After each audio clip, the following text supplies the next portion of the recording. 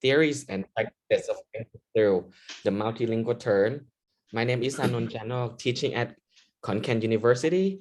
Okay, and today I'm very privileged to moderate the sessions, and the topic today I think is very, very interesting, and I think it's relevant for everyone here in this session to join these sessions. And today webinar, there will be one speaker talking to you, and Dr. Laura Gurney, Senior Lecturer in 𝗕𝗘𝗬𝗢𝗡𝗙 Tangata School of Education, the University of Waikato, New Zealand. But before we start our session, I would like to invite Assistant Professor Dr. 𝗕𝗏𝗏𝗡𝗚𝗏, the head of the English Language Department, Faculty of Humanities and Social Sciences, Khon University, to give 1 or 2 words greeting you, welcome you to today's sessions. Okay, everyone, let's welcome Assistant Professor Dr. 𝗕𝗏𝗏𝗡𝗚𝗏. All right, thank you. Good morning, everyone. I'm 𝗕𝗏𝗏𝗡𝗚𝗏, the head of English department. And this is our first webinar series that we organized this year. And in this webinar series, there are 3 webinars. So the first one will start with Dr. Laura today. And the second one about globalization and ideologies of English in Thailand. And the third one is about intercultural competence for teachers in higher education. So if you would like to attend our webinars, so you can check the information from the Facebook English Language Department, Khon University, Faculty of Humanities and Social Sciences. I would like to thank you all for joining us today. Okay, so before we start, let's thank you first for sparing your useful morning and wonderful morning with us today. And we are, one of our mission is to promote English language teaching and apply linguistics theory, research, and practice. So this is only one academic event that we proudly present. So hopefully in the future, you will join us again and again. So to start with our webinar beautifully and academically, I would like to welcome Dr. Laura Gurney from Waikato, University of Waikato, New Zealand. And she's going to talk about theories and practices of language through the multilingual turn. So I would like Laura to say hi to the audience a little bit. Thank you, Dr. 𝗕𝗏𝗏𝗏, thank you so much. And thank you, 𝗓𝗏𝗏 and 𝗵𝗔𝗀𝗀 also, Dr. 𝗵𝗔𝗀𝗀, for your very kind introduction. I feel very honored to be the first person who is presenting a webinar in your series for 2022. So I'd really just like to say a huge thank you to the organizers from Khon University and to you 3 in particular. So to Dr. 𝗕𝗏𝗏𝗏, Dr. 𝗵𝗔𝗀𝗀𝗀, and to 𝗓𝗏𝗏 as well. I've got my presentation ready and I'm going to introduce myself, I think, in a little more detail as part of my presentation. So if you would permit me, could I please share my screen and start the presentation? Is that okay? Yes. So Dr. Laura is ready. Are you ready, audience? Can you show thumb or a heart or type in a chat box? Yes, ma'am. Yes, thank you. Thank you, everyone. So we'll let Dr. Laura start. Yeah. Thank you, Dr. 𝗕𝗏𝗏𝗏. I must say as well, I will keep an eye on the chat, but 𝗓𝗏𝗏 has very kindly offered to moderate your questions for me. So if you ask a question and I don't notice, or if I don't see, or I miss it, 𝗓𝗏𝗏 has promised to keep an eye on that for me. So we will absolutely have time for questions at the end. I have a few points in the presentation that I'd like to invite you to think about some of the questions that I'm asking. And you could type something into the chat. You could just have a think, write down some notes. If you'd like to ask a question during the Q&A session, you're more than welcome to participate however you would like to participate. And I would absolutely love the opportunity to have a talk with some of you at the end. I'm happy to answer questions in the chat, but if you would like to present and ask me a question, live, you'll be more than welcome to do that as well.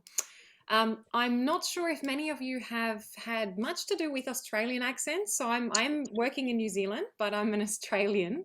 And so if there's something that I say that is not quite clear, please don't feel like it's a problem to ask me to repeat. And I will ask the organizing team to just to keep a track of what I say. And if I say something that's not quite clear, please don't feel shy about asking me for clarification. So I'm going to go ahead and share my screen. I must say I'm a language teacher, and I'll bring this up as part of my presentation, but could I just have a confirmation from one of you or two of you that you can see the PowerPoint now? Okay, excellent. Okay, great. Thank you. So I might try and put it into the slideshow. Yep. Okay. Is that okay if I present it like this? Can you see this, or would you prefer me to do it as a, is this all right? Anon, are you there, Ben? Yes, ma'am. Okay. Yes. Okay. All right. I'll proceed like this, and yeah, I understand that you can see clearly. So the name of my presentation today is Theories and Practices of Language, and I have a cheeky little bracket here, languages, and I think that will make sense as to why I've done that after the presentation, through the multilingual turn. So this is something that I'm really interested in as a researcher. I am an experienced language teacher. I've worked as a teacher educator, and I currently work as a language teacher educator as well. I would call myself an applied linguist, and I also have experience in translation. So before I got this job at the University of Waikato, I spent quite a lot of my time as a professional translator. And a lot of the ideas that are going to come through the presentation today come from my research, but they also come from my professional experiences as a language teacher educator, and also as a professional translator. So it's not something that is just theoretical. And I do want to make that really clear to everybody. I don't want you to leave today's webinar thinking that it's all just about theory, and that it's all, you know, things to do with, you know, esoteric, abstract, applied linguistics, lots of terminology and lots of kind of, you know, strange ideas. There is going to be some new terminology, but I'm hoping to explain that to you clearly. And as I said before, you're more than welcome to ask me any questions during the Q&A session after the presentation, if you think there's something that's still not quite clear to you. I must say it took me a little while to get my head around some of the ideas that I'm presenting on. So it's something that is quite natural to take some time to get your head around.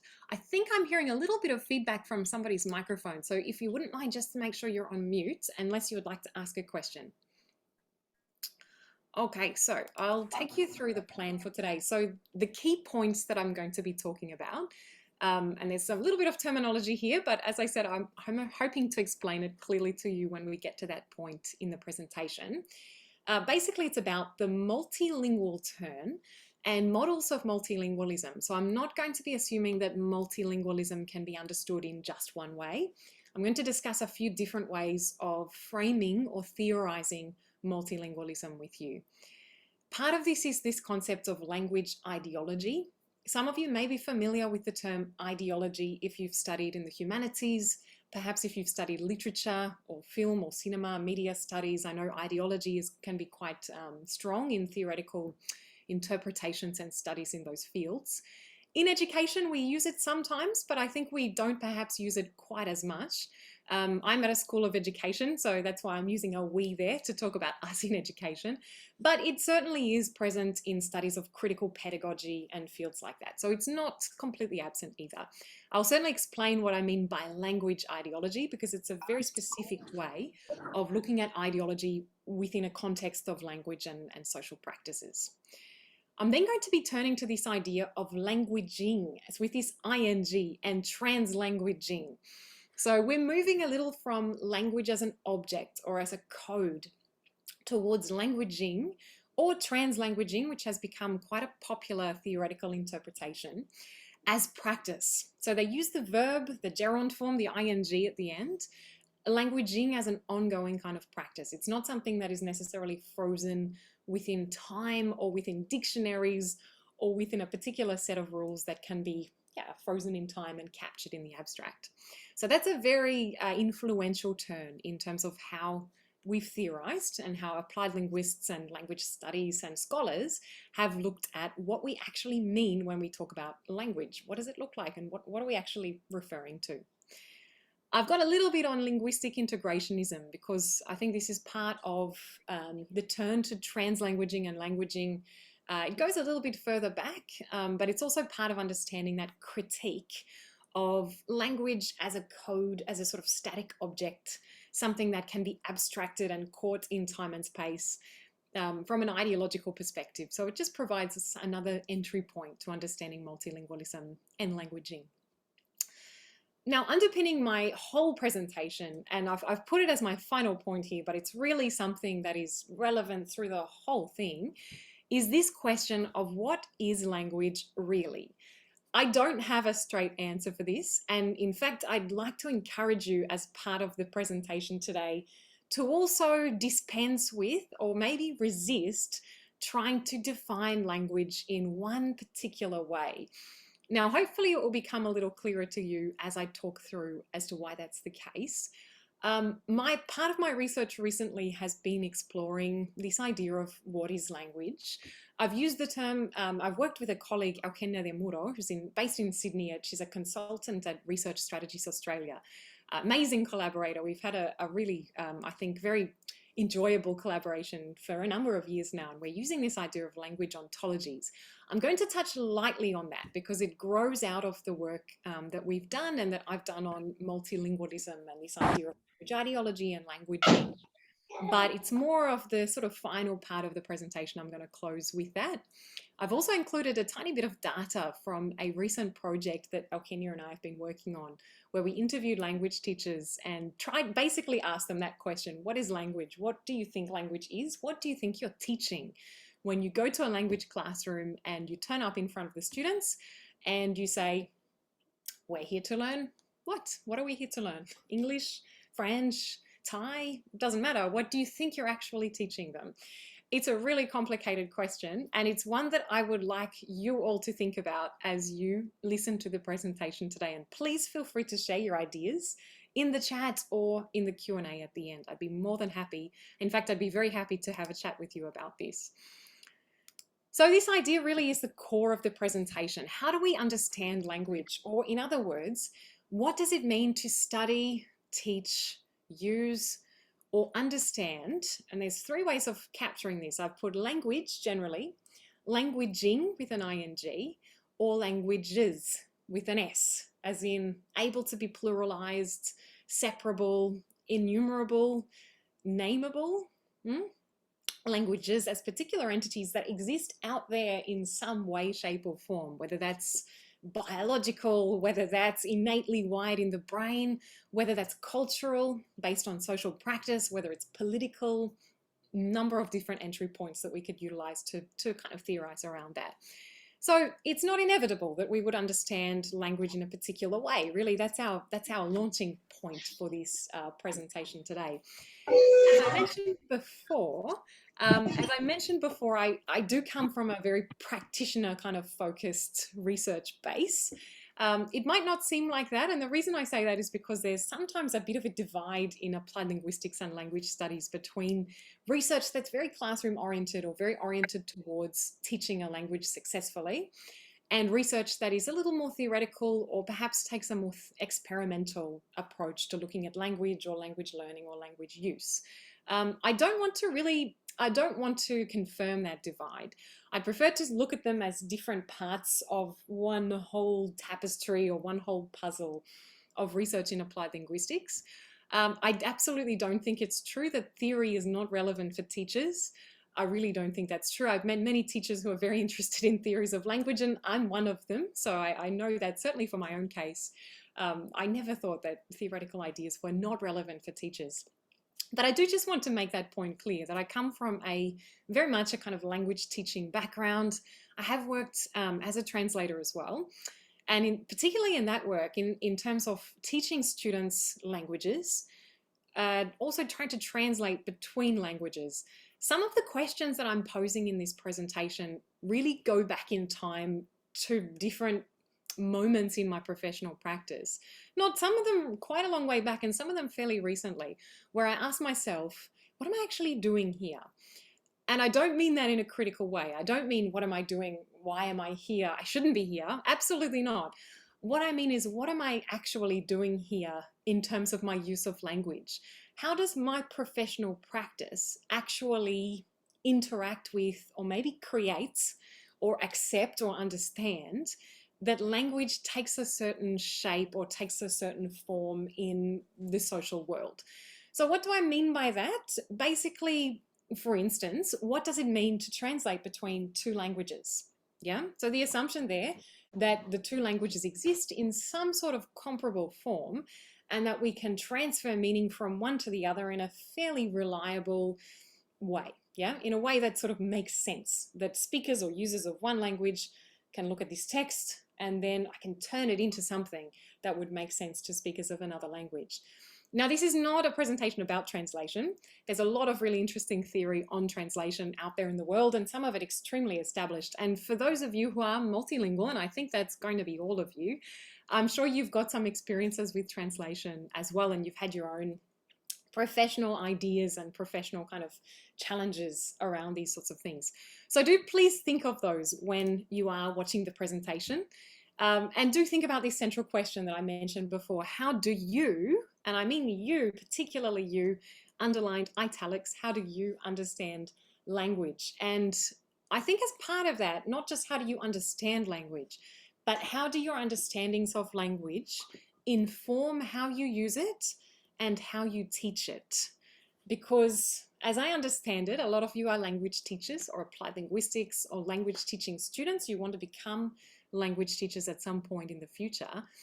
This is a really important question for you to ask yourself. What are you doing as a language teacher? You know, what are you actually teaching the students? How do you understand it? What do you think you're doing? And how are you doing that? So how are you developing students' competencies? There's no right or wrong answer to this. It's not a question that's supposed to make you feel like you're not doing something correctly. It's just a self-reflection question to really encourage you to think about what is at the core of our practice as language educators, this notion of language or languaging or languages. So we're going to look at that today through the multilingual turn. Of course, there are many ways that we could ask these questions. It doesn't just have to look through multilingualism, but I do find this is particularly relevant because a lot of research in the multilingual turn, or what we've now associated with the multilingual turn, has opened up these questions of what is language learning? What is language use? What does it look like across contexts? So that's, I think, a very useful entry point. So just a very general statement here to begin with. The turn towards multilingualism has been gaining traction. So it's been really getting more attention, more research dedicated to it, more discussion, more energy for quite some time now in the field of second language acquisition. So it's not something that is brand new, but it certainly gained momentum. So the way I would see it is it's kind of started off, it's slowly gained traction, and it's really now accelerating. And there's now a lot more interest in terms of how, in terms of how multilingualism might manifest or look in particular contexts, and also what it means to be multilingual and learn multiple languages or use multiple languages. And there's not one single way of understanding those things. There's a really nice reference from May here, and just as a point before I start getting into any of the theory, I have shared a reference list for this workshop, so you will have that from the workshop organisers. They're going to distribute it after the workshop, I think in a few days. So everything that I talk about in the presentation, I have got a reference for that in a Word document. So if you'd like to have a look at any of this in more detail, please just wait for a couple of days and you can find the original paper and you can read it for yourself. Very nice paper though from May, Stephen May, who's based in New Zealand, who says that the multilingual turn really normalizes the use of multiple languages. It embraces a greater variety of contexts in which language acquisition occurs, and it takes a more comprehensive view on acquisition itself, paraphrased as when it occurs, what it looks like, and how it happens. Now, there has been quite a bit of critique just on this first point here around the use of multiple languages, and I think on the second point as well, about the variety of contexts in which language acquisition occurs. There's been some critique from researchers in the multilingual turn around how other research or previous research in language acquisition has framed the context of learning language, and particularly around that being quite restricted. So there's been a lot of research, I'm sure you've all read some of it yourselves, on language learners in higher education and secondary education contexts, for instance. So that's absolutely fair enough. I mean, that's all very relevant, but the problem presents itself that possibly the research has been overly concerned with learners within those formal systems, adult learners or adolescent learners who are engaging in language learning as part of their studies in secondary or higher education. And they have particular experiences and particular challenges and also particular advantages. So that's all fine. I mean, there's nothing wrong with researching that, but researchers in the multilingual turn have shed some light on the fact that that might not be completely representative of how everyone in the world, fair enough, learns languages in multiple different ways and the amount of contexts in which that occurs. As we all know very well, language learning is not just something that occurs in formal classrooms. Absolutely, there is a huge place for classroom-based language learning, and that's not what I'm trying to say that it's better or worse. Simply that language learning is something that is very natural and that happens all the time, all over the world, within and beyond formal education systems and classrooms. So part of this research within the multilingual turn has attempted to embrace that and to understand better what it means to use and to learn languages across a whole variety of contexts. And as May says, when it occurs, what it looks like and how it happens. So not just how it happens in terms of a formal curriculum, which is very carefully staged by professional teachers, but what happens when we attempt to learn language out there, out of the classroom, for instance, and a whole lot of other contexts. Bluetooth mode. So I've got a couple of quotes from 𝗪𝗏𝗧𝗏, who's a really, really significant and very influential second language acquisition scholar, whose work I've been reading for a long, long time, and I often include it in my applied linguistics subjects at the postgraduate level. If you haven't read, I really recommend you to do so. But I've got a couple of really nice quotes in here from her, just around some of that introduction to that multilingual turn. One which I think is very powerful. She says that it's no secret that humans are fully equipped to learn and function in more than one language, and that multilingualism is as pervasive in the world today as it always has been. So I think that's a really interesting, it's a wonderful quote. It packs quite a lot in, as academic quotes tend to do. It packs a lot into just one sentence, but we can unpack it. So humans are fully equipped. I like that idea. She's not explicit about the ways in which we're equipped, but I mean, there's some assumption there that it's neurological, biological, cultural. It's completely normal. We're fully capable of learning and operating or functioning in more than one language. So really trying to normalize that. And that multilingualism is pervasive now and that it always has been. So it's not that multilingualism all of a sudden became completely, this new phenomenon that everybody is now multilingual. That's not the case. It's more that researchers have started to pay attention to this reality, that many people operate across multiple languages and learn these languages within and also outside of those formal educational contexts. Another nice quote from 𝗪𝗏𝗧𝗏, she says, one piece of the puzzle is to understand that it's misguided to conceptualize bilingualism or monolingualism as all or nothing categories. Now, this is another, I think, fantastic quote that, again, is quite packed with meaning, and I'm going to attempt to unpack this quote as we go through the presentation today. It's misguided to conceptualize bilingualism or monolingualism as all or nothing categories. I'm going to let you to think about that. I'm going to give you some time to think about it, and we'll return to this idea of all or nothing. What does it mean to say you're bilingual, for example? Is it that you somehow possess proficiency in all of two languages? How is that possible? What kinds of theoretical assumptions do we need to accept as true in order to accept, that premise as being reasonable, or that assertion as being something we can say? So all or nothing categories, how are we operating in here? How are we actually understanding monolingualism, bilingualism, and of course, multilingualism? One thing I will say is there has been a bit of a proliferation, so an increase in the use of terms. I'm not going to include them all in this presentation. I've tried to focus on the terms that I think are important to help you to understand the key concepts. But, you will find as you read the literature, a whole variety of different terms around plurilingualism, for instance, code meshing, mono, bi, multilingualism, metrolingualism, language assemblages, semiotic landscapes. There's a whole lot of different ways of doing it. And not my goal today to include all of those, because I think some of it's a little bit beyond the focus of what I'm talking about. But do be expected to encounter a whole lot of terms, because you absolutely will. So this is a really, I think, important question to ask ourselves. Lots of questions in this presentation, not a bad thing, I think.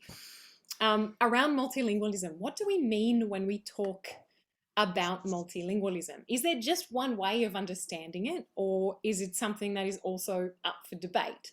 So if we're claiming to be part of the multilingual turn, what does that mean? How do we define it? You know, what is multilingualism as opposed to monolingualism, bilingualism, and other ways of understanding language use and language learning? Now, I must say it really does depend on what we mean by language and what we mean by languages, plural, and whether we accept that it is possible to have such a thing as languages, plural, or whether we take a perspective that's more along the languaging, ing perspective. And also how we think language or languages come together. So the term, multi, right? The beginning of that word, the first section of the word multilingualism, M-U-L-T-I, really does suggest that we're multiplying something.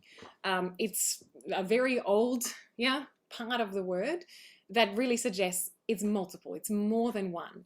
So the assumption is that we're looking at something multiple. We're not just looking at a singular entity, but we're looking at something in the plural.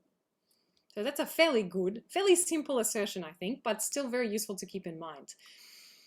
Now, running on from that, if we accept that there is something plural happening here, that we can have multiple somethings, and in this case, we're talking about languages, we then need to ask ourselves some questions about languages. Are they discrete? And by discrete, I mean, are they separate? Are they able to operate in the world or in our minds or in our language practice as entities or little, systems or phenomena that are somehow separate and identifiable? So does it make sense to separate them out?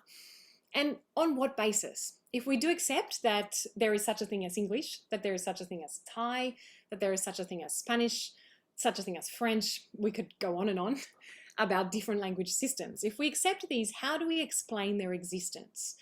Are they cultural? Are they cultural phenomena? Are they something that is inevitable? Are they natural? Are they biological? Where do they come from? Are they political? So what's the creation process in terms of coming up with languages as something that we can understand as separable and explicable and discrete? And there's, I think, a big element of the multilingual turn really does address precisely this question. If we are separating languages and looking at them as things that are discrete and operate, differently in the world, how do we explain it? 𝗕𝗵𝗡𝗍𝗓 and Alistair Pennycook have a fantastic 2006 volume called Disinventing and Reconstituting Languages. I really love the title, Disinventing, so really unpacking, kind of going back in time prior to the invention of languages. And that's really the goal of that volume, is to problematize languages, that is separable entities, and countable as well, and looking at the historical processes that led to their formation. So these two authors, McConey and Pennycook, both of whom have been hugely influential in this field, and I'm sure you will have heard of the names. If not, do make sure to have a look at some of their research. You can find this in the reference list, and you can very easily find more papers by them, which are very, very good. They're arguing that the heart of the problem, I'm quoting from them here, is the underlying ideology of countability and singularity, reinforced by assumptions of a singular essentialized language object situated and physically located in concepts of space, founded on a notion of territorialization. Again, this is a wordy quote. As research in this area, it does tend to use some of these theoretical ideas, so it can be a little bit tricky to unpack when we first encounter these. But really, what they're arguing here is this underlying ideology of countability and singularity. So languages, and I'm emphasizing the S on the end there, as something that is able to be pluralized, able to be divided up into particular entities, singularized and essentialized. So saying this is really English, yeah? So we're able to kind of culturally say, this is English, this is not English, for instance. And physically located around this notion of territorialization. Now, one thing that you will absolutely encounter when you read in this field is the idea of the nation and the language. So the formation of nation states and the identity of people who live in particular nations or who call themselves, members of a particular nation. So if you call yourself an Australian person, then that is, historically had some association with the language or languages that you may use. And that's really been a historical process around the formation of nation states. So as you do read this research, just keep that in mind. That is something that will be brought up quite a lot.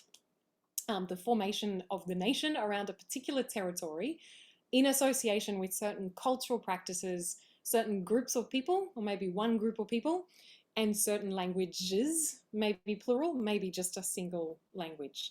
And I'm sure you can think of examples from your own experience of how those three things have come together. So Maconie and Pennycook connect a lot of these, I'm just going to turn my heater off, getting a little warm. It's quite cold here in New Zealand, I must say. It's the middle of winter, and so it's quite chilly, but I'm getting a little warm because I have a very nice heater in the room.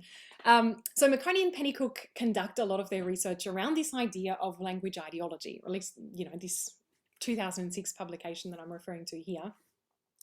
And they're seeing this idea of the invention of languages, plural with an S, as rooted in tropes of colonial invention, which in turn, that should be, direct us towards a quantitative question of language enumeration, languages understood as being something that is separate.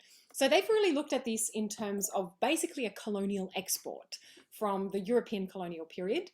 I'll talk about this a little bit more in relation to some work by David Gramling, who is a very good author. I really enjoy his work. And in particular, he has a great book around the invention of monolingualism. And I've got some references to that in a few slides down the track. But really, they look at it in terms of it being a cultural and colonial kind of invention at the early modern period. So around the time that European powers were starting to expand. So both starting to consolidate their territories within Europe and also expand into other territories through the colonial period.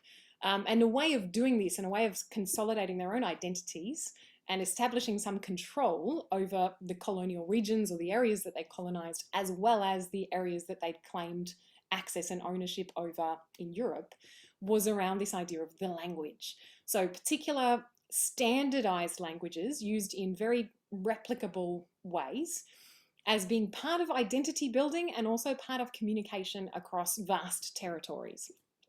I will talk a little bit about this in the context of the invention of Spanish. 𝗕𝗓𝗓𝗓𝗓, who I mentioned before, my collaborator, and I did some work on this a few years back around basically the creation of Spanish and the language ideologies that underpinned that.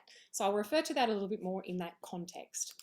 But I must say at this point, I have been talking about this word language ideology a little bit, and I think it's quite useful for me to explain that in more detail. So language ideology has been massively important in terms of analysing linguistic practices and also entering into these kinds of conversations. So in order to really understand what Maconie and Pennycook and their contemporaries are talking about when they say something like, language is grounded in tropes of colonial invention, we really do need to understand this concept of ideology and language ideology in particular. So I'm going to explain a little bit around that. I must ask at this point, I can't see any questions in the chat. So I'm assuming that you're following along and that you might have some questions for later. But if you do have questions at any stage, please feel free to throw them in the chat and ask me. I can certainly stop at any point to respond or however you want to do it. So this idea of language ideology is my next point here. Essentially, this this idea. It's really around ideas about language, how language functions and how it's used, and also how it fits into the rest of the world. And I really mean the rest of the world as comprehensively as possible there. So basically, what is it that we understand language to look like? How do we think language works? How does it function? Is there, for instance, a correct way of using a particular language? Is there a more prestigious way of using a language? Is there a more acceptable way of using a language in a particular social or professional setting? I think we can quite quickly make connections there, right? Like there are certain ways of using any language which are considered to be more appropriate within a professional context, and other ways that you could easily use with your friends if you are going out to dinner, if you're going out to eat with them and you're having some social time, then you're probably going to use the language in quite a different way. So there are ideological kind of constructions, there are ideas around how language should be used, and also how it fits into the rest of the world. So what it means for things like individuals' identities, yeah? What it means for what the correct way of operating in the world actually looks like. And so there's no, I'm not trying to be prescriptive with this, there's no kind of right or wrong way of doing this. Really, it's an analytical tool for looking at social situations and trying to understand what's going on here. So if we want to use language ideology to analyze a scenario, we're basically asking ourselves questions like, if we look at some speakers or some users of a language, you know, how do they understand language to be functioning? What's correct language to them? You know, what's appropriate language? How does language factor into how they see themselves as members of a nation or members of a cultural group or members of, you know, anything really, of a certain profession? Yeah. So really around questions like that, it can be very, very expansive, the analysis of language ideologies. I have a quote here, been a little cheeky to quote myself and 𝗕𝗏𝗧𝗏, from a paper from 2018. And I bolded some of the key terms here that are important for the understanding of language ideologies. So we're saying that language ideologies constitute the cultural and political context of linguistic relationships, and that's drawing on the Makoni and Pennycook work, underwriting social institutions and relationships between individuals. So by social institutions, really there we're referring to things like education systems, yeah, and legal systems. So how do these things function around language, and what kinds of language do they depend on in order to operate in particular ways? Social structures and the natural world. How do we understand language as part of being a human? And linking language to individual and collective identities. So that's a really important one. Morality, aesthetics, and epistemology. So really it's quite expansive, this idea of ideology. I'm sure you might have encountered ideology in other fields of academic work. It's very common to find it within critical analysis, particularly critical analytical approaches that draw on forms of Marxism, which look at ideology often in the frame of what they call false consciousness.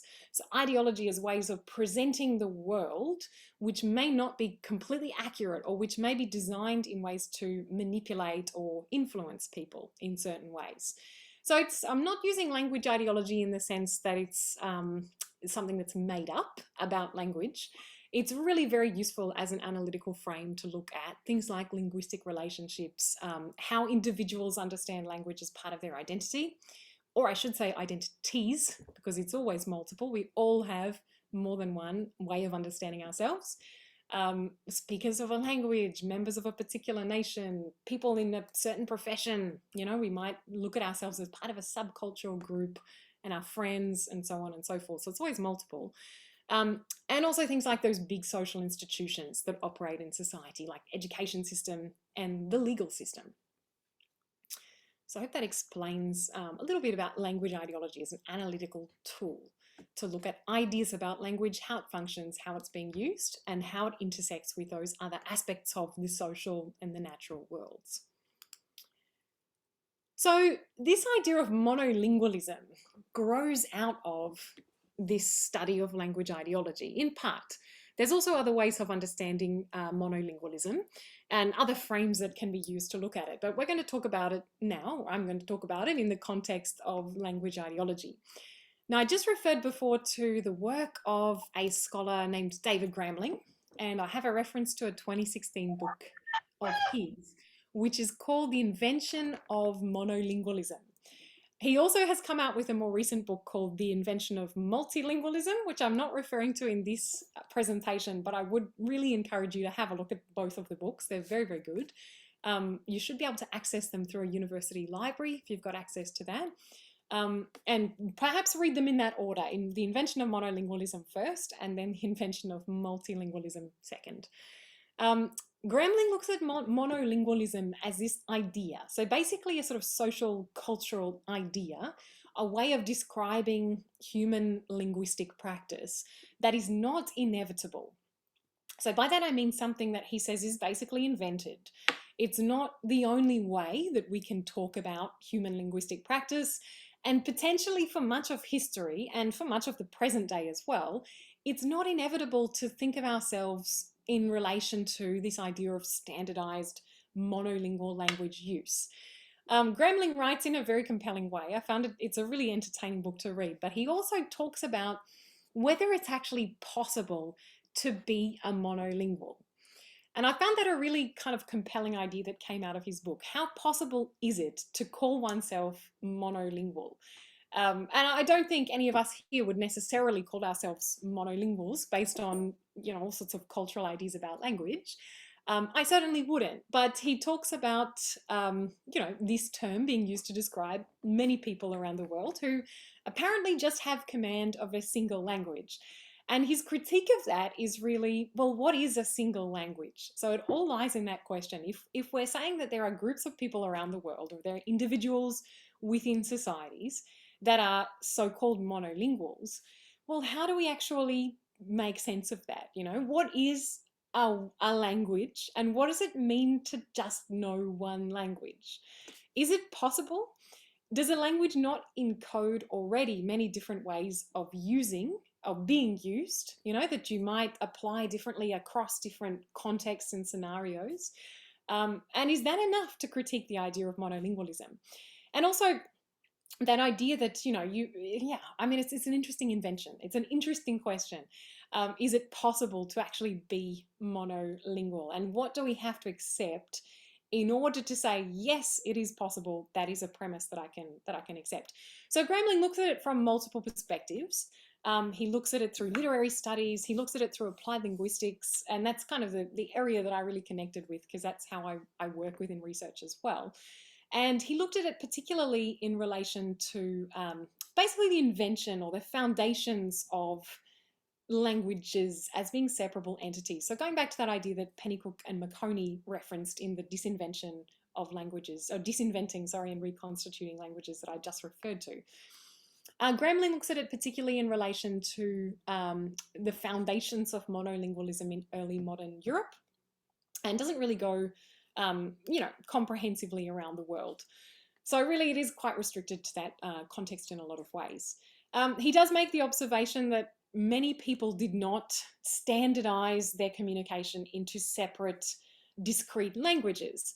And particularly if you look at some of these old European contexts, if we look at the early modern period, so hundreds and hundreds of years ago, basically the way he would have described it, or he described it, as communities of people which used similar linguistic practices. So of course they shared ways of communicating and understanding one another, but they didn't necessarily say, we use standardized English, or we use modern French, or no, we use Castilian Spanish, or we use this or that, yeah? So it was more around kind of somewhat more fluid and dynamic communicative practices that didn't really need to be labeled as any particular language. Now, of course, languages did exist, and formalized languages existed as well. For instance, Latin was hugely influential through the Catholic Church and through education institutions.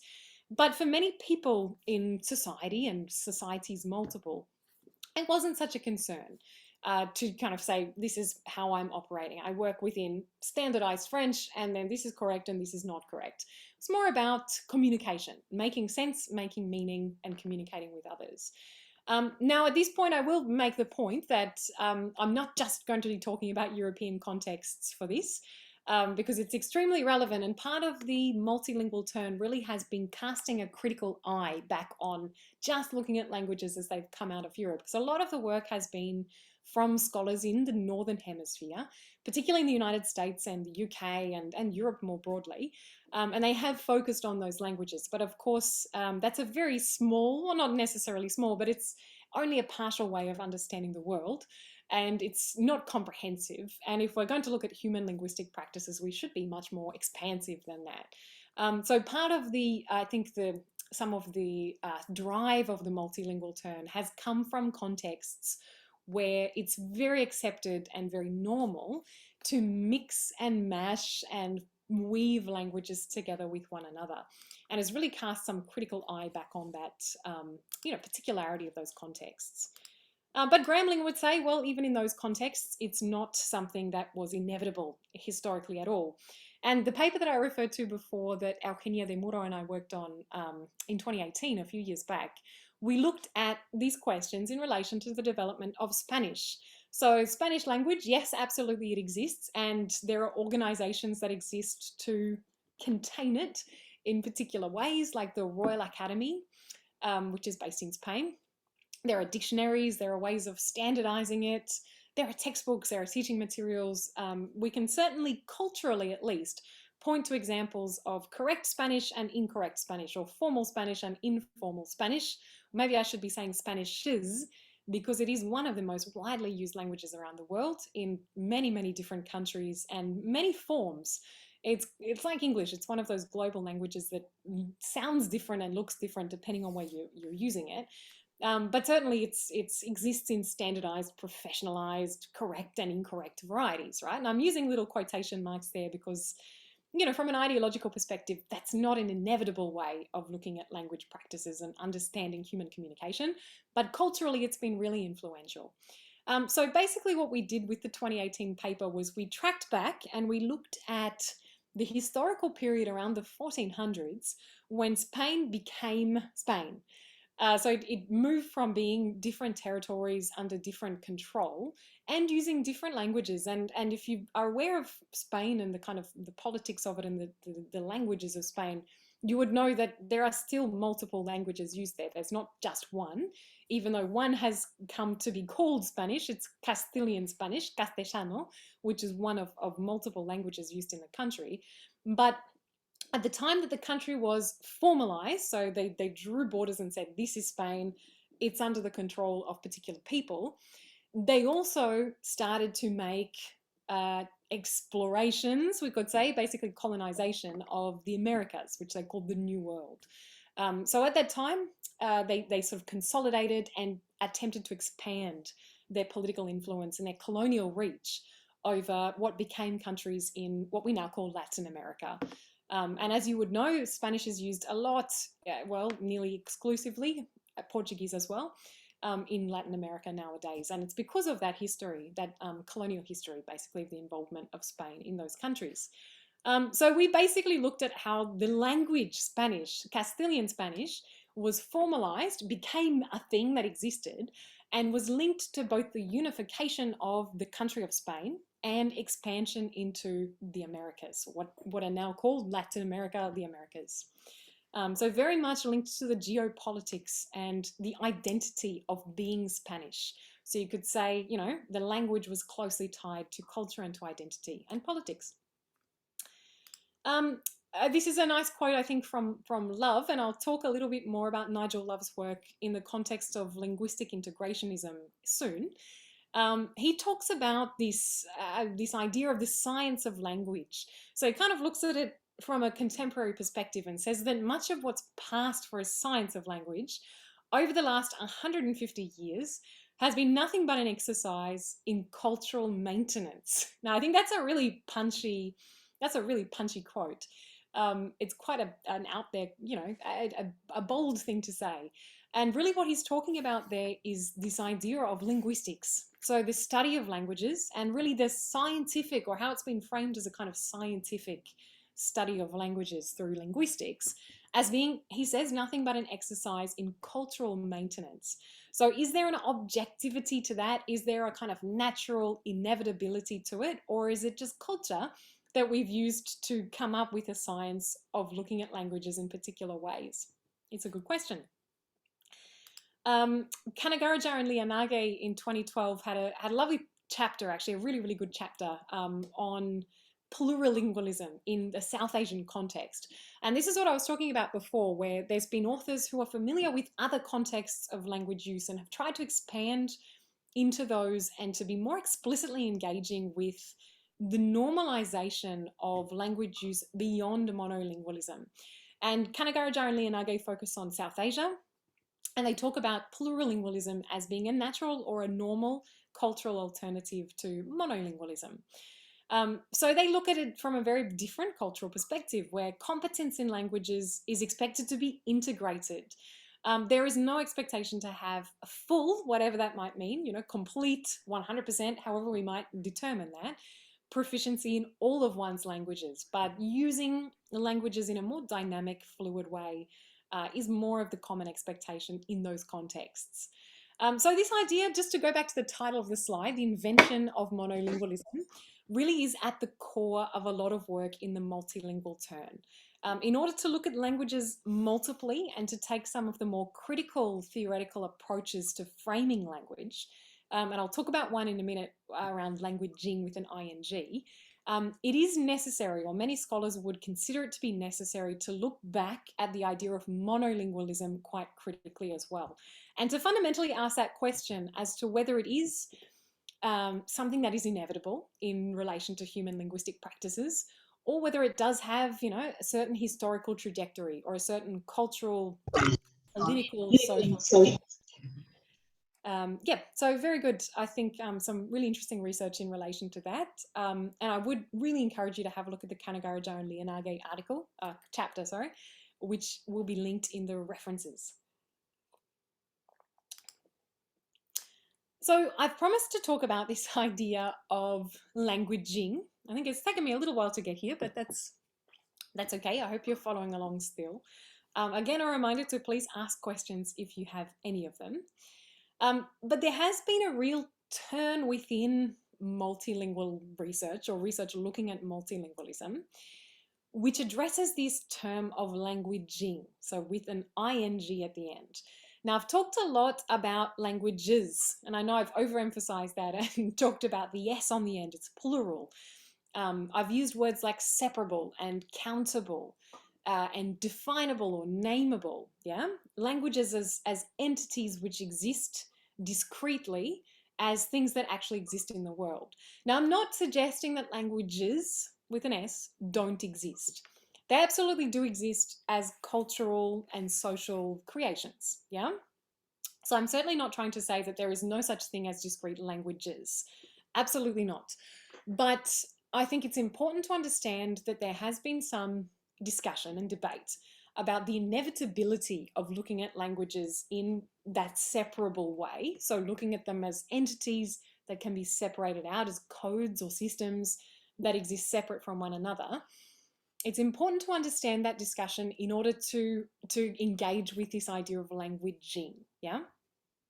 So that's why I kind of started with that critique of monolingualism and language ideology. So there has been a very notable shift in the research in relation to how language is understood towards this idea of languaging. It's not necessarily new, but it's absolutely started to gain traction and attract a lot of attention in fairly recent years. I would say the last 10 years particularly, and even within that, the last 5, there's been a huge uptake of this idea of translanguaging in particular. But of course, there are references to languaging which go a long way back. This one, Becker, it's about 30 years old. So it's not a long way back, but it is, a few decades ago. Becker asserts that there's no such thing as language, only continual languaging, an activity of human beings in the world. And there are other similar references that we can find if we track back in the literature. And I'm not claiming to make a full kind of historical examination or analysis of the word languaging here. Really, it's presented for the purposes of helping you to understand those theoretical and ideological differences between languages and languaging. But it's certainly not a term that's brand new, but it has been making waves in quite an unprecedented way, I think. It kind of took me by surprise, at least, as to how exuberantly and how enthusiastically it was taken up. And I also look at this in my research too, so I'm certainly part of that. So this term translanguaging has come up within the languaging turn, or the languaging kind of literature, which looks essentially at how language users, so all of us, intentionally or unintentionally blur the boundaries and separations between language when we're speaking, languages, sorry, I need to emphasize the S there, it was really important. We blur the boundaries between languages when we're speaking and writing. So this rests on this notion that I'll talk about in a second of the linguistic repertoire. So that's 𝗪𝗡𝗎𝗪, repertoire. Basically talking about the linguistic resources that every individual possesses. And they will look different for different individuals depending on our experiences, our education, the communities we live in, the people we interact with. Yeah. There is some suggestion that intentionally engaging in translanguaging can even help us as learners or as teachers to learn languages or to teach languages. So a big question I think that's arisen around human languaging is languaging a more effective or more comprehensive way of describing human linguistic behaviour? So I'll put that to you, and I'd like to hear what you say in the chat to let me know, or maybe at the end in the Q&A we can have some discussion about this. Languages and languaging, what do you think? So what is translanguaging? Is another important question. So I've talked about languaging and I've talked about translanguaging. Li Wei is an author whose work I've used quite a lot in this field. I really have a lot of respect for what Li Wei writes. He writes it in a very compelling, very clear way. But of course, there are many other excellent authors who work in this field, and I've tried to make reference to a few of them without being comprehensive. You know, of course, that there are people that you'd need to leave out of a presentation like this. But please ask me if you would like to chase up any further research references. I'm happy for you to contact me and I can give you some suggestions at some stage in the future if you'd like to do that. So I have focused on Li Wei's definitions about translanguaging here. I do find them very compelling. He defines translanguaging as both going between different linguistic structures and systems. So going between, for example, English and Spanish, being different linguistic structures and symbols and systems, sorry, including different modalities, so reading, writing, speaking, listening, remembering, and so forth, and also going beyond them. So it's not just taking words or taking constructs or taking concepts or grammatical structures from defined separable languages and restricting ourselves and saying, okay, I know English and Spanish quite well, and so I'm going to mix them and match them together. That's part of it, but it's also going beyond that. And as Li Wei says, it includes the full range of linguistic performances of multilingual language users for purposes that transcend the combination of structures. So we're going beyond just the practice of combining things, the alternation between systems and transmission of information and representation of values, identities, and relationships. So it's fundamentally, the way that Li Wei is looking at it is fundamentally a social practice around the performances of language users and drawing on all of the resources that we have and transcending that. So it's what translanguaging is really that action of making use of all of one's linguistic resources in a creative way. It's not necessarily just a playful kind of, you know, ludic way, but it's also can be very mundane, just pulling together different linguistic resources in order to make meaning to oneself and to others as well. And it poses that, or it situates that as something that's quite natural and quite a normal tendency of human beings. What translanguaging is not, and I must be clear about this, it's not trying to make new codes, new dialects, and formalize them. So I'm sure you've all heard of terms like, for instance, within English and Spanish, we talk about Spanglish. I'm going to write that into the chat in case you haven't seen it. But I know there's loads of variations of this kind of thing that exist, where we talk about the combination of two different languages into different kind of formalizations. Now, some of the research into those combined languages looks at rules and looks at kind of new ways that things are regulated and normalized. Others doesn't. So I'm not trying to sort of make an assumption or an observation about all the research into these phenomena like Spanglish, but we're not looking at the creation of new languages. I just need to be really clear about that.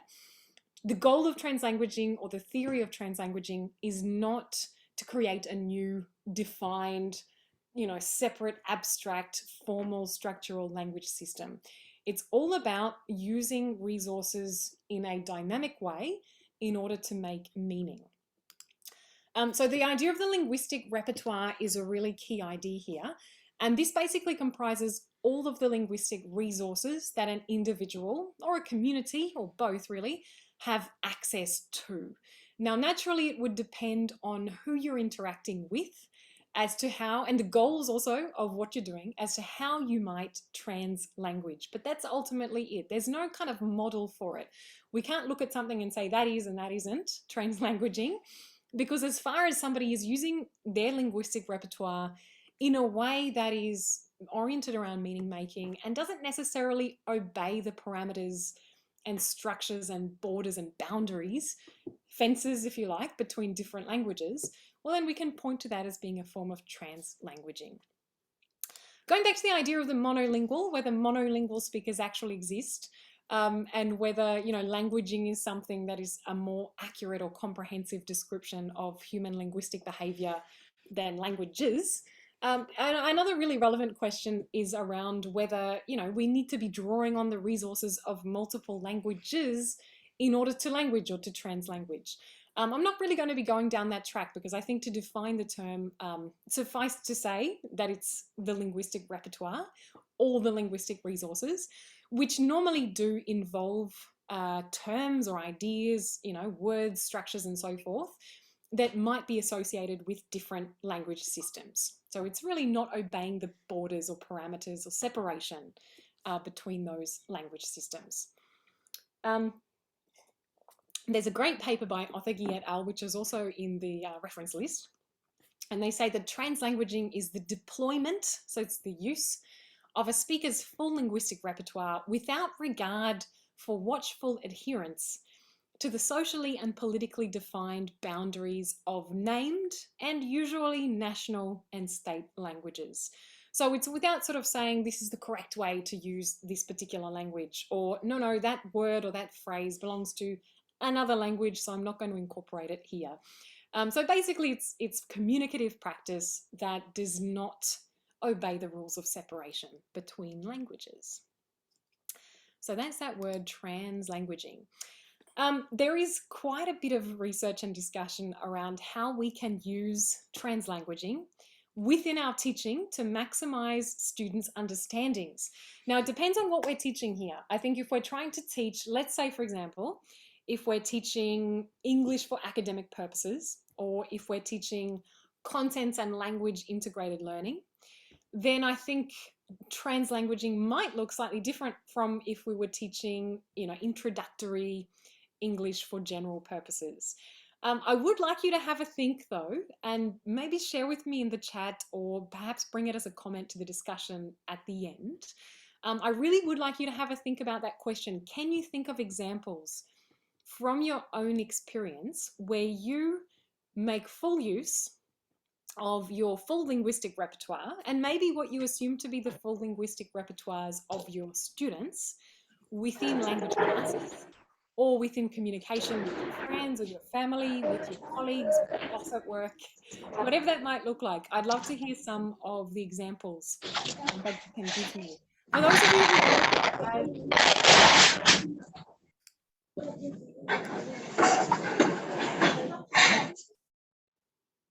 For those of you who've worked as translators and teachers in classrooms, I think I'd be particularly interested to hear from you, but of course not just from you, about what this might look like in terms of teaching or in terms of translating. How have you negotiated that? The separation between the languages. Have you ever encountered a term that you don't think was translatable? I'm really interested in that question, and why. why do you not think it was translatable? Maybe I could find a kind of equivalent in another language, but not really. I'm quite interested in that, and how translanguaging can involve terms like that, that we just feel like, oh, I don't have a translation for this. It just means something really specific, and translating it will change the meaning. I think that's a really easy to kind of understand example of when we might translanguage. For those of you who are interested in the science of this, and the neuro aspect, the kind of the cognitive, as a better way of saying that, the cognitive, the brain-based aspect of this, I think it's important to talk a little bit about translanguaging and the human brain.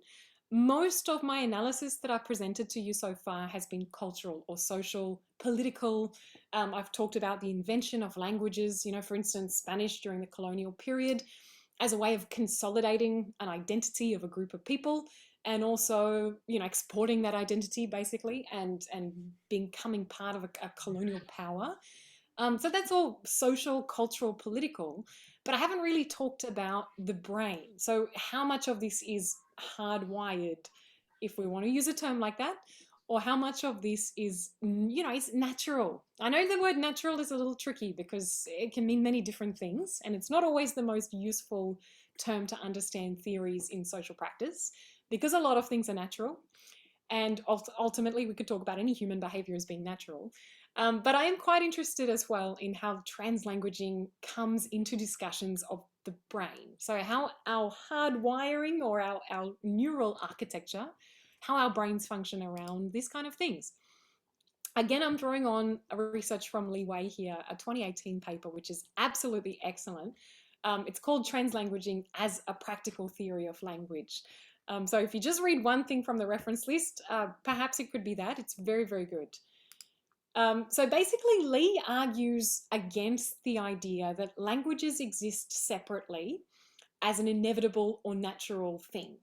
So I'm sure you would have heard of, people who say things like, oh, I've got languages, or maybe not about themselves. I'm going to phrase that slightly differently. You might have heard of people in society who have some sort of understanding that different parts of the brain house different languages. So maybe your English is here, maybe your Thai is here, maybe Vietnamese is here, or Spanish or French is here. I don't know. I'm just being a little silly, but there's sometimes some idea that languages are stored in different parts of the brain. So let's say if I get damaged, if I have an accident and my English part is switched off, can I still have access to the Spanish part of my brain, or the French part, or the Thai part over here? So I'm being a little silly with my description here, but there is some idea, and I think particularly amongst people who don't necessarily work in languages education, or who don't work in applied linguistics or linguistics, that languages might exist separately in some natural way, so that there might be a scientific explanation for this, not just a cultural or political way of understanding it. 𝗕 argues very strongly against this. He talks about this idea of language modularity. Modularity is a really tricky word to say, but that's how I've said it. It's hard to pronounce. This idea that different cognitive processes, so different brain processes, are stored separately in the brain, including language. So he's basically saying, from a neuroscientific perspective, this is really problematic. The idea that, this is where this is, and that's where that is, and that's where that is, and it's all separated out. And this part of the brain is just responsible for this, whatever it is, function or cognitive process. 𝗕 says that multiple processes are involved in using language, and these aren't separated in the mind, into this is the language bit here, and this is the cooking bit, or this is driving, and this is something else. Yeah. Ultimately, the brain is responsible for multiple overlapping processes, and language is one of those human behaviors that really involves many, many processes. They're not separate, they're used simultaneously, so different parts of the brain are activated when we use language, or when we language, if we want to use the verb form of that. 𝗕 also says it's inconceivable from existing research that the human mind can be divided into different languages. So he really critiques that idea that, we could have one language here, one language there, that they actually exist separately in your mind or in your brain. 𝗕 actually states that humans have a translanguaging instinct, which I find quite an interesting way of framing it, a translanguaging instinct, so a natural tendency which drives us to go beyond narrowly defined linguistic cues and transcend culturally defined language boundaries. And I've italicized this bit because it's really important, to achieve effective communication. So ultimately, Lee is saying that we have an instinct to use whatever resources we have. Doesn't matter if it's just considered to be standard English or correct whatever, whatever language you're talking about. We have a tendency, we have an instinct to go beyond just those separate systems in order to achieve effective communication. So that's the goal of languaging as Lee's framing it here. And that's the goal of translanguaging as what he calls a practical theory of language. There are other researchers who talk about these kinds of things. Frick et al., 2018, also talk about language processing in this kind of interesting dynamic way. So they're saying, and I quote from them, bilingual language processing. And bilingual doesn't have to just mean between two, but they explain in the paper that they choose the term bilingual to talk about the use of multiple languages. Bilingual processing is at its core plastic. So it's not stiff, it's not set, it's not inevitable, but it moves, it's plastic, yeah? Proficient speakers, listeners, readers, and learners all appear capable of exploiting multiple strategies to regulate their languages, flexibility that may benefit cognition more generally. So they're saying that cognitively, the brain doesn't operate through language separation, but we have plastic tendencies. So we have the ability to manipulate and exploit different strategies and ways of using and regulating our languages, or the linguistic resources or the repertoires that we have access to. Going back to another quote from Ortega, 2019, and she says that the assumption that it is empirically sufficient to analyze only the language being learned is challenged by the well-known psycholinguistic finding that all the languages of an individual always and necessarily interact during comprehension and production.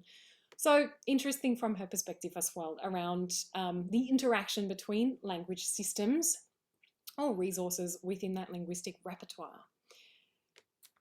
So I'm coming to the end of the talk on translanguaging. I have a little bit more that I want to suggest, or maybe perhaps to kind of hopefully pique your interest, but I have a little bit more that I want to share with you, and I'd love to hear some of your thoughts afterwards in the Q&A as well. Noting that the Q&A doesn't just have to be with me, you're more than welcome and encouraged to speak with other people in the audience, other people who've attended, and with the organising committee as well. But I think you might be interested in some of these ideas as well. I don't think any discussion of languaging and translanguaging is really complete without mentioning the work of linguistic integrationism. It's been very influential in terms of critiquing that idea of the determined, abstract, kind of locked off language code. Linguistic integrationists actually refer to that as the language myth. So I've bolded that here. So it's a mythological, it's an invented, as Macaulay and Pennycook would say, it's a language myth. So they've referred to that definition as an inventory of language as an inventory of determinately identifiable linguistic units, each of which correlates a form with a meaning or meanings as a fixed code, as the language myth. So basically, linguistic integrationists resist and reject attempts to reduce human linguistic behaviour and communicative endeavours to an analysis based on rules, objects, and systems. Now, if you are quite interested in some of the things I've said around translanguaging, I would really encourage you to have a look at the work of linguistic integrationists. I've referenced a few here, Harris, Nigel Love, Orman as well, and you'll find the references in the reference list. It's a good place to start, and I'm sure you'll be able to very easily find more papers and more ideas from these thinkers and scholars. Fundamentally, though, to understand how linguistic integrationists postulate language, they understand human communication as a creative activity.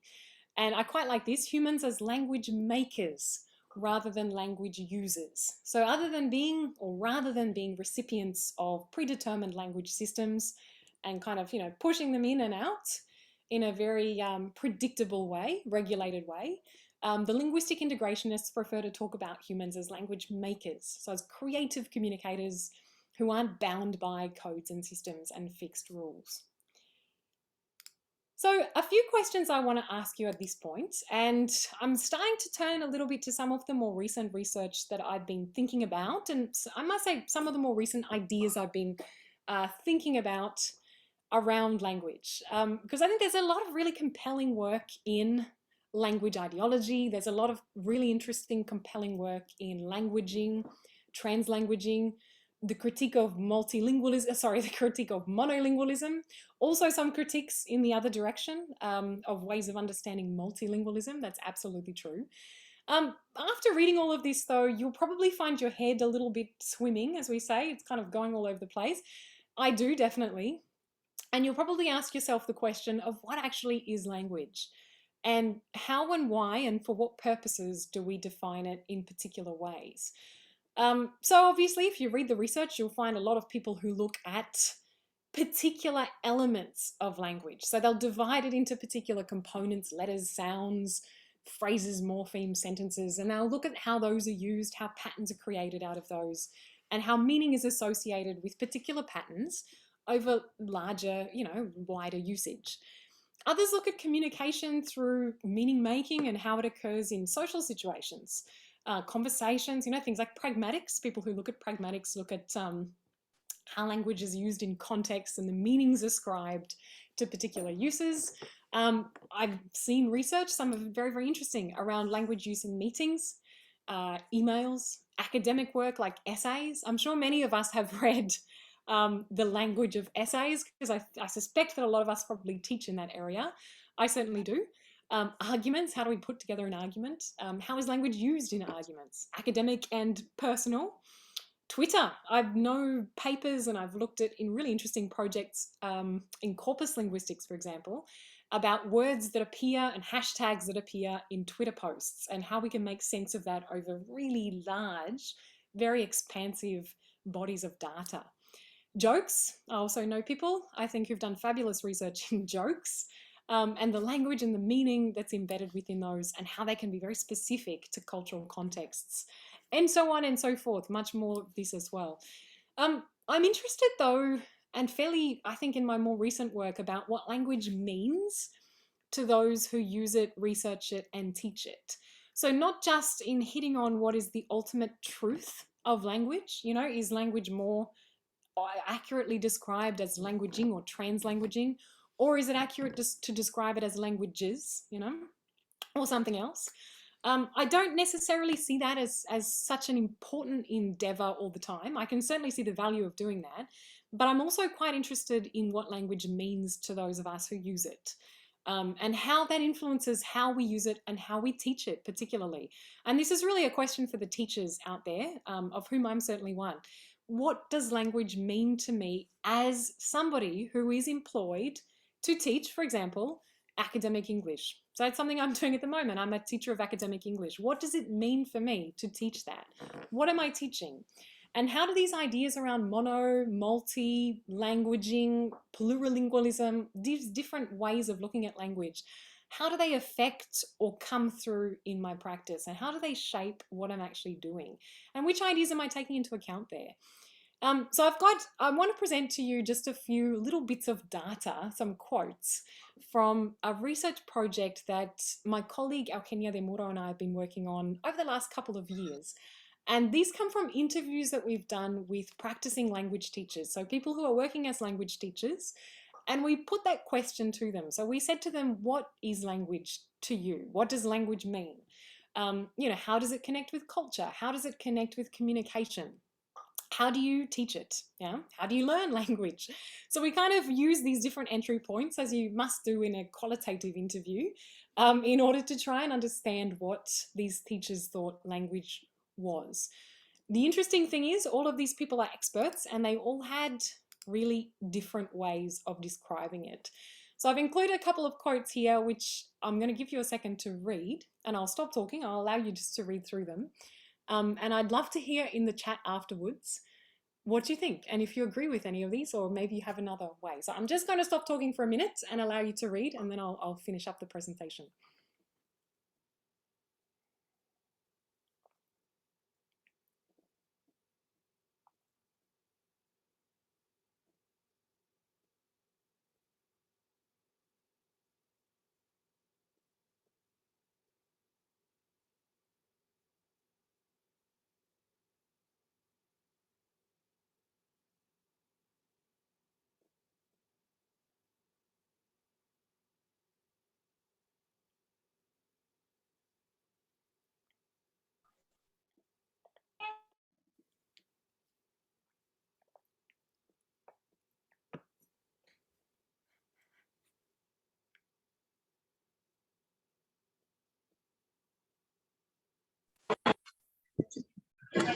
I'm particularly keen to know, and I'm sorry to interrupt you, if anybody has had this kind of experience. It's something I say to the students. In real life, at the end of the day, if you want to communicate something, you can communicate it.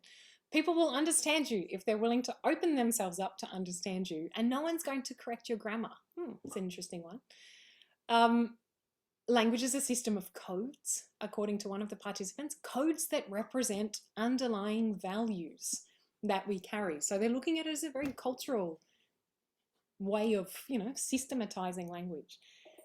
Somebody else says language is a simplistic view is language as a tool, a communication tool. But as I progressed in years of teaching, I realized that language is more than a tool. Okay. Somebody else says language is alive. Language moves with changes within society and culture. And one really interesting quote at the end, language is plural, multiple. I wouldn't say it's one singular answer. Now, I have included this quote in particular. I've included all of them because I think they're quite thought-provoking, and I'm sure some of them will resonate with each of you. Some of these things I think, yeah, I understand what that person means, and others I think, I'm not quite so sure. As a teacher, that is, and as a language user. But the one at the end I find quite powerful. Language is plural. I wouldn't say it's one singular answer. And that's very much, I think, what 𝗕𝗏𝗧𝗧 and I in our research have been looking at and exploring and talking about. The question whether we can use language in one way. Is it always languaging? Is it always language or languages? Or is something else going on there? So I'm not going to go into a huge amount of detail about this, but I, just want to give you some examples from some research we've been doing recently. And these are from other papers. Of course, we've kind of looked at different ways of contexts of language use and so forth. And you can find the references in the list and in the papers if you want to have a look. A couple down here that I've referred to. For instance, if we look at language in legal contexts, if anybody here has got any experience in law, if you're a lawyer or you know a lawyer, or if you've been in court, or if you have perhaps studied a bit of law, I find this really interesting because language in a legal context is something that's quite particular. Conley and O'Barr have written a really interesting book about language in law, and they call language as something with alchemic properties. So alchemy turns one thing into another. Yeah, it's a very old kind of way of mixing science and a little bit of mysticism, kind of some cultural, supernatural ideas about converting a substance into another substance. And they've used that as a metaphor for language in law, where pronouncements, so the judge, for instance, declaring somebody guilty, let's say, has an immediate material consequence. So the immediacy and the gravity of that context, of that consequence, are realized through language. So it's particular, it has a particular substance in that professional context. There's also a lot of work in Australia in linguistic anthropology, for instance, with Indigenous groups who maintain the distinctiveness between languages as something that's really important. So translanguaging, for instance, where we draw on all of the resources in our linguistic repertoire and we kind of mix them together, and we don't have any attention, we don't pay attention to the boundaries between languages, would not necessarily be culturally appropriate. So this is interesting research because it casts another light, I think, or it shines another kind of approach on that idea of translanguaging as something that is inevitable, that is always, acceptable, that is always something that we can or ought to or just do as humans. Because it's not necessarily considered to be appropriate to do that in all contexts. And I'm sure that we can think of examples in which it's not appropriate to do that, even with our own languages. I must say, as a final point here, we've talked a lot about languages as from a human perspective. And I think that's been one of the limiting factors around how we've theorized language more expansively. If we're going to look more expansively and more comprehensively at how humans use languages, I really do think we ought to look at how others use languages as well. I have some pictures in here on my next slide of others. We've got bees, for instance, who we know have clear communicative practices. Chimps, primates, who have been taught human languages like sign languages. We know they can learn languages. We know they can use languages. So what's going on there? How are we kind of looking at language beyond Homo sapiens or just humans. We know that there are plants and trees that use languages that communicate. There are fields of research that look at how they make sense and how they communicate with each other. And one that I think is becoming quite interesting, I've got a robot hand just to represent this, is the use of language by, through, and with artificial intelligence. So that's both through internet kind of based language use and through essentially artificial intelligence systems that even claim to do things like translate from one language to another or to communicate. What about chatbots? You know, when we have some sort of AI that we're communicating with online, what is language in that respect? Are they using language in the same way as us? It's obviously created in a particular way. And I'm not trying to make the assumption that chatbots are conscious, but the ways that language is utilized in those interactions is very particular. So yes, just to pique your interest there, and I think to get you thinking a little bit about that, I would encourage you to do so. So a couple of questions that I have for the Q&A in particular, and I think I can leave this slide up here. I've got a few suggestions for those who might be interested in researching this, but I'd love to hear what you're thinking. How would you define language? How does this affect how you teach or research it? Maybe how does this affect how you use it? I'm going to add another couple of questions for the Q&A as well. Have you encountered research in translanguaging before? What do you think about it? Does it make sense? Is it something that you find compelling or convincing? What are your reactions? So I'm going to stop the presentation at this point. I'll stop the share because I'm guessing you can keep these questions in your head and you might have other questions as well. And I would like to just open for any comments, any questions you might have, any discussion points. And I'll pass it back to Anon, who's one of our organizers. Okay, thank you very much, Dr. Laura, for your informative talks. You have given us so many things to go further to learn more. And here there are some comments in the chat box about answering your questions. The first person is Valentin, right? Okay, so you say Hi, Valentin. I would identify with the quote that language is a system of codes that represent underlying value we carry. And in my opinion, even grammar itself or social structures or rules and forms is a system of value and cultural codes that govern the language, almost as a sub-language and differ from one language to another, which then becomes defined as a system of forms and rules. Okay. I'm just reading through. Thank you for that's an excellent contribution. I'm just having a look through your point in the chat so I can make sure I understand it. Hang on. Yes, I agree with your point around Valentine, around it being unintentional rather than intentional. I believe people translate their social experiences through a new multimodal contact. Yeah, absolutely. Yeah.